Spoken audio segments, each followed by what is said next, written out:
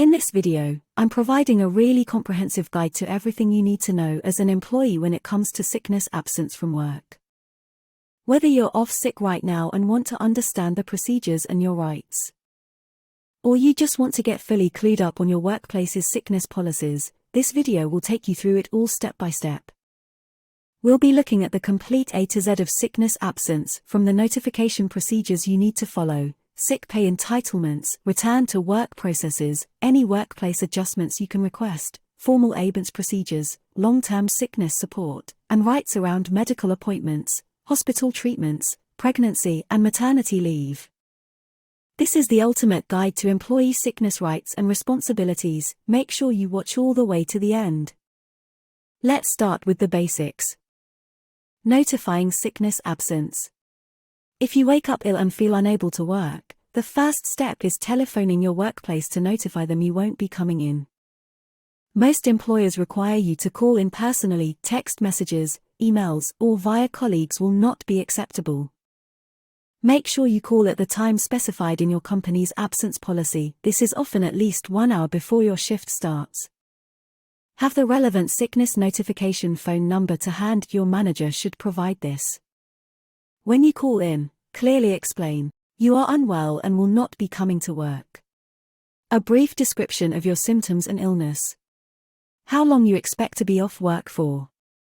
Anything urgent that may need covering in your absence. If you don't know how long you are likely to be off, agree on when you will phone again to update your workplace. This helps managers plan and arrange cover. Stick to any notification deadlines. Calling in late without good reason can result in disciplinary action. And make sure you phone in yourself every day you are sick, unless you have already notified your workplace of a longer absence period. Certain contagious illnesses like COVID-19, vomiting and diarrhea require self-isolation. Follow government guidance and do not go into work until you are no longer contagious. Let your workplace know you are self-isolating and your expected return date. With the proper notification, your absence will be recorded as sickness. Now let's look at sick pay. Occupational and statutory sick pay entitlement. When absent from work ill, you may be entitled to occupational sick pay, known as company or contractual sick pay. This is paid by your employer and specific rates and eligibility will depend on your workplace. Typically, occupational sick pay provides full or partial salary for a set period, based on length of service. This may range from 1 month full pay to 6 months or even a year. You should also receive statutory sick pay, the legal minimum all employers must pay, funded by the government. This is £99.35 per week for up to 28 weeks as of April 2022. Tax and national insurance will be deducted. To qualify for SSP you must earn at least £123 per week. Occupational sick pay normally tops your salary back up to normal levels. Do some research so you fully understand your entitlements and how long you'll receive company via statutory pay. It's a good idea to have some savings in place to cover any income shortfall. Fit notes. If you are off work sick for more than 7 consecutive days, you need to provide your employer with a statement of fitness for work, also known as a fit note or sick note. A fit note is issued by a GP and provides information about your fitness for work, and any recommendations to help you return. Fit notes are now also available from nurses, pharmacists, physiotherapists and occupational health professionals. This gives you some flexibility over where and when you obtain proof of sickness. The note advises whether you are not fit for work. This means you should remain off sick. Fit for work with adjustments such as phased returns, altered duties or hours. Fit for alternative work, suggesting changes to your role or environment. Provide your fit note to your workplace promptly, ideally before your current note expires. If you don't, sick pay can be halted. Let's now take a look at the return to work process. Return to work meetings. When you return to work following any sickness absence, your employer will want to meet with you for a return to work discussion. This is usually informal. It provides an opportunity to check on your health and well-being, update you on anything you've missed, review your sickness record and any patterns, discuss if any support or adjustments are needed, consider next steps if absence levels are high. Be honest about how you are feeling and raise anything that could help you stay in work. These meetings are not disciplinary but may identify a need for extra support or formal procedures if absence is frequent or long-term. Phased returns. After a serious illness or injury, your doctor might recommend a phased return to work, building up from reduced hours to full normal duties. Your workplace should accommodate this temporary arrangement as advised by your fit note or occupational health report. Doing too much too soon could exacerbate conditions or cause a relapse. A phased return allows you to transition safely back into full-time work over an agreed period of time. Workplace adjustments. As well as phased returns, you may need longer-term workplace adjustments under disability discrimination legislation. These aim to help you manage an ongoing health condition or disability at work. Examples include allowing time off work for medical treatment or assessment, temporary or permanent change in working hours or pattern, avoiding certain duties that exacerbate your condition, providing equipment like an orthopedic chair, allowing remote working or a different workspace, providing assistive technology for visual or hearing impairments. Consider what reasonable adjustments could assist you and discuss these with your employer. They are obliged to explore accommodating your needs. Adjustments should be reviewed regularly to ensure they are still effective. Formal absence procedures. Most workplaces operate formal absence procedures for managing staff with high sickness levels. These aim to improve attendance through agreed targets, monitoring, and support.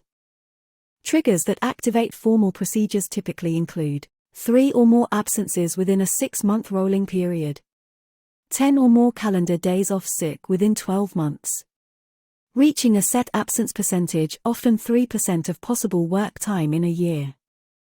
The stages can include formal absence meetings, action plans, occupational health referrals, and written warnings. The aim is to reduce absenteeism through support rather than be punitive. However, if attendance does not improve, dismissal may ultimately be considered. Make sure you understand your employer's process and right to representation. Long-term sickness absence. Periods of absence lasting for weeks or more are usually managed under an employer's long-term absence procedure. This is separate to the standard absence process and provides ongoing support.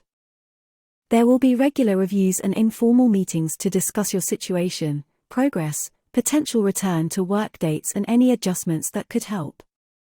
Keeping in regular contact with your workplace during long-term absence is important. Be open about your health status and willingness to explore return to work options.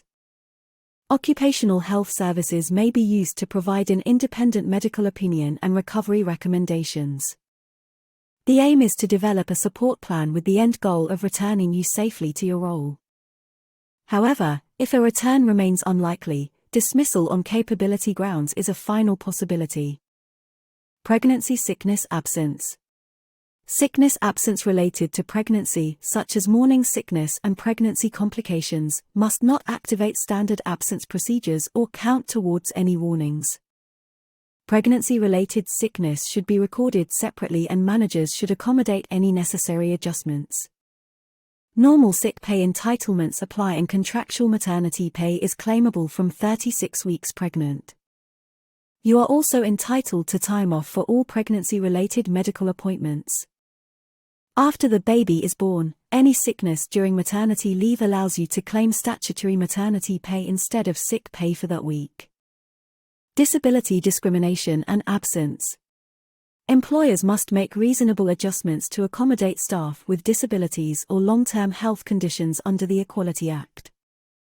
That can include adjusting absence policies and procedures, for example allowing a higher trigger point before initiating a formal process. You are also entitled to paid time off work for medical assessments, treatment, rehabilitation, and appointments related to your disability. Make sure your workplace is aware of all relevant medical information so they can meet their legal duties around absence and disability. Sickness during annual leave and shutdowns. Many people fall ill just before or during scheduled holidays, shutdowns, or bank holidays. But you don't need to miss out on your time off work. If you are unwell before or during annual leave, you can rearrange and take the time off as sick leave instead. Your holiday entitlement will be unaffected. You will need to provide a fit note or overseas medical certificate to qualify. The same rules apply if you are ill during a workplace shutdown. Planned days off can be taken as sickness rather than annual leave. While the timing is inconvenient, the right certification means you won't lose out on your holiday allowance unnecessarily. Cosmetic surgery and procedures. Your employer does not have to grant sick leave if you have voluntary cosmetic surgery, dental work, or other non-essential procedures. Where possible, book any recovery time as annual leave. Employers may request appointment letters as proof. However, absence from gender reassignment surgery should be treated the same as any other medical operation and sickness absence approved. Time off for planned medical treatments.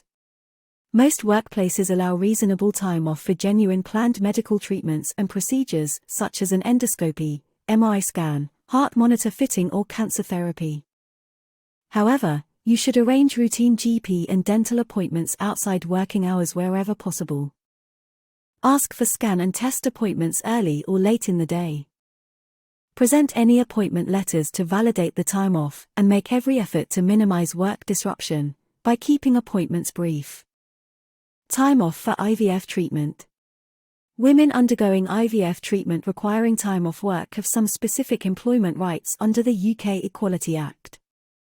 Reasonable time off must be granted for fertility clinic appointments and procedures when given adequate notice, both partners if they work for the same employer. Egg collection and embryo transfer days should be recorded as sickness absence, and pregnant colleagues get time off for IVF-related antenatal care. Speak to your workplace about scheduling treatment to minimize impact, and consider if any temporary adjustments could assist you. Sickness during maternity leave. If you are ill while on statutory maternity leave, inform your employer so they can record the dates accurately. For any full sickness week taken during the 39-week maternity pay period, statutory maternity pay can be claimed instead of statutory sick pay. Your workplace will require evidence of sickness. Contractual maternity pay from work is claimable from 36 weeks pregnant. Some employers extend this to cover sickness absence earlier in pregnancy too.